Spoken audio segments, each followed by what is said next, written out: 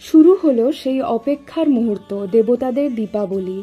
নৌকা চলতে আরম্ভ করলো। ঘাটে ঘাটে সাজো সাজো রব, মহিলারা প্রদীপ সাজাচ্ছেন, আলপনা দিচ্ছেন। চেতসিং ঘাটে বিশাল লেজার শোয়ের প্রস্তুতি চলছে।